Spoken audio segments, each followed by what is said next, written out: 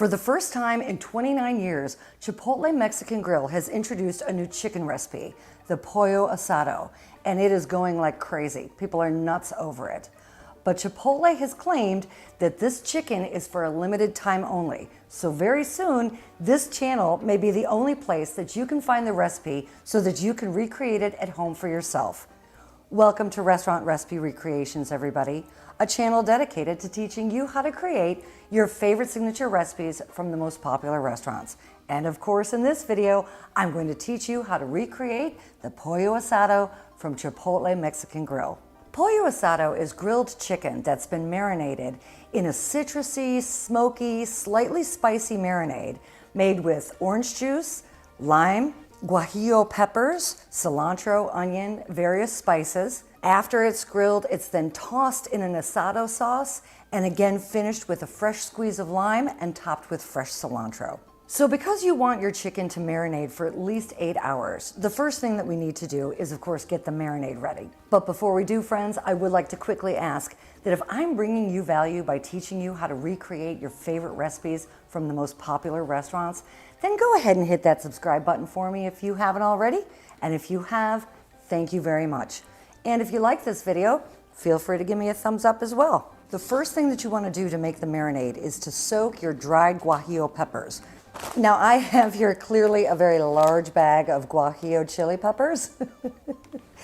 I'm pretty certain that you could probably find a smaller bag in your grocery store, and by all means, buy a smaller bag.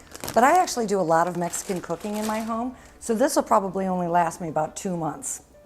So I went with a larger bag, of course. And what a guajillo chili pepper is a dried red pepper that is the second most commonly used pepper in Mexican cooking, second only to the ancho chili. They take about 20 to 30 minutes to soften up. So the first thing we need to do is to go ahead and put your chilies into a bowl and cover them to the top with boiling water. And that's it, that's all you need to do. Then just go ahead and set this aside for about 20 to 30 minutes. So while our chilies are soaking, let's go ahead and trim up our chicken thighs. I have here 6 boneless, skinless chicken thighs, and that comes to be about 3.5 pounds of chicken. Personally, I always like to sort of trim off the excess fat on chicken thighs. Now there's 2 schools of thought about that. One is like me, where you like to trim off the excess. The other school of thought, of course, is that chicken actually adds a little bit of juiciness and more flavor. So if you want to leave the fat on your chicken, by all means do that. But personally, I like to take off the excess fat, so I'm going to go ahead and do that. And then I'm just going to place my chicken into a Ziploc gallon bag. I like to marinate in Ziploc bags. I think it's the easiest and cleanest. And I'm going to put my chicken back into the refrigerator until we're ready to add the marinade. Now getting back to the marinade, get out your blender, and to the blender add 1 cup of orange juice without pulp. Now add 3 tablespoons of avocado oil. If you don't have avocado oil, you can use a vegetable oil. The juice of 1 lime, 2 cloves of garlic,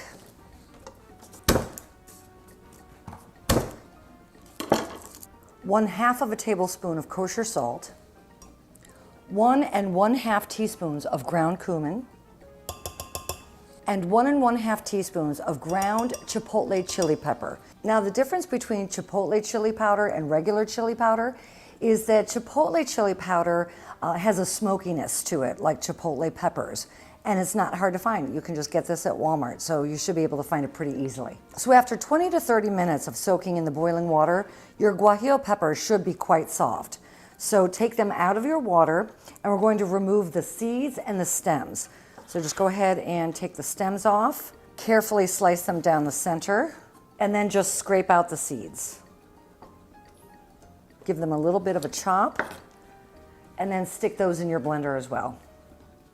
Now blend these ingredients together until they form a puree. Once these ingredients have pureed, go ahead and chop 1/2 cup of yellow onion.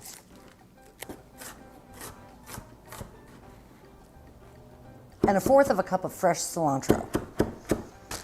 Okay, get your chicken in the Ziploc bag, throw in your onion and your cilantro, and now add your guajillo pepper marinade. Make sure that the Ziploc bag is zipped very tightly. Give it a good shake, and now you want this chicken to marinate in your refrigerator overnight or for a minimum of 8 hours. Now, using a container that you can shake to blend, or in a bowl and using a whisk, you want to add 1/2 cup of water, 2 level teaspoons of cornstarch, 1/4 cup of orange juice, 1 tablespoon of granulated white sugar, the juice of 1 lime, 1/4 teaspoon of red pepper flake, 2 tablespoons of your chicken marinade, 2 pinches of kosher salt, 2 dashes of garlic powder, 2 dashes of onion powder, 2 dashes of your ground chipotle chili powder, and 2 cranks of cracked black pepper. Now shake this in your container or whisk it in your bowl until all of the cornstarch has completely dissolved. In a small saucepan over a medium heat, add your finishing sauce. Continue to gently stir while the sauce simmers and thickens. Once the finishing sauce can stick to the back of a spoon, remove it from the heat and set it aside. Now at Chipotle, they grill their chicken on what's called a plancha. A plancha is a large commercial flat top grill. Now, this being a residential kitchen, I don't have a plancha, and I'm imagining that you don't as well. So I'm going to use my very well-seasoned cast iron skillet to cook this chicken, because I want there to be a really, really nice crust on the chicken. Now, at home, if you would like to use your outdoor grill, by all means do that. If you have a cast iron skillet and you want to use that, I recommend using it. And if not, you can use any large saute pan that has a large surface area. On your highest heat setting, allow your skillet to get very, very hot. And then brush the bottom of the skillet with about 3 tablespoons of oil. And then go ahead and place your chicken on the skillet, but don't overcrowd the pan. Maybe only do about 3 or 4 pieces at a time.